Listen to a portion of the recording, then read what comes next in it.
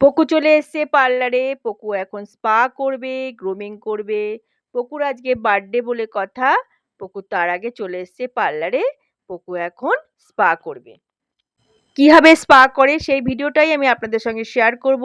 আপনারা পুরো ভিডিওটা দেখতে থাকুন। আর আজকে আপনাদের একটা কথা না বললেই নয়। আজকে যেহেতু পকুর বার্থডে, পকুর এই সম্পূর্ণ এই স্পার এই অ্যারেঞ্জমেন্টটা করেছে মঞ্জিরা দিদিভাই। পকুকে এটা গিফট হিসাবে উনি এটা করে দিয়েছে। পকুর সমস্ত কিছু অ্যারেঞ্জমেন্ট উনি করেছেন। এটা পকুকে এটা উনি করাচ্ছেন গিফট হিসাবে। সেটাই আমি আপনাদের সঙ্গে শেয়ার করলাম। পকুর এখন শ্যাম্পু শুরু হয়ে গেছে। পকুর শ্যাম্পু হচ্ছে। এরপরে পকুর শ্যাম্পুটা ধোয়ানোর পরে পকুর স্পা শুরু হবে।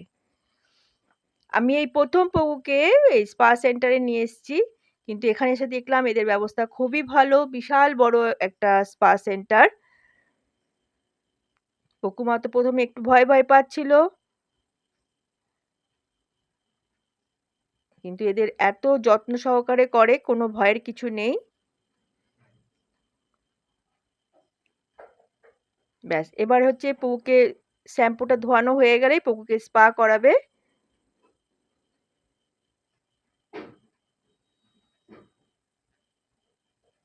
ব্যাস এই দেখুন এবার পকু স্পা হচ্ছে। ভীষণই ভালো স্পাটা। আমি তো ভীষণ হ্যাপি এটা দেখে।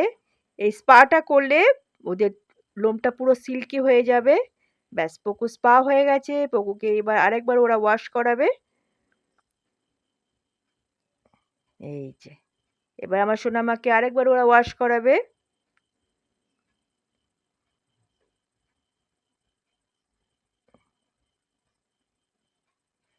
হ্যাঁ মা হয়ে গেছে এবার।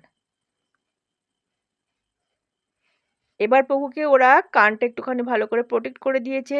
যেহেতু ডায়াট দেবে সেহেতু যাতে ওদের আওয়াজটা কানের মধ্যে বেশি না যায় সেহেতু ওদের ভালো করে কানটা প্রোটেক্ট করে দিয়েছে। পকুর এবার ডায়াট দিয়ে ভালো করে লোমটা শুকানো হচ্ছে। লোমটা শুকানো হয়ে গেলেই পকুর কাটিং শুরু হয়ে যাবে। এবার পকুর কাটিং শুরু হয়ে গেছে। আমার পকুমার কাটিং চলছে এবার। আজকে আমার সোনার বার্থডে গার্ল।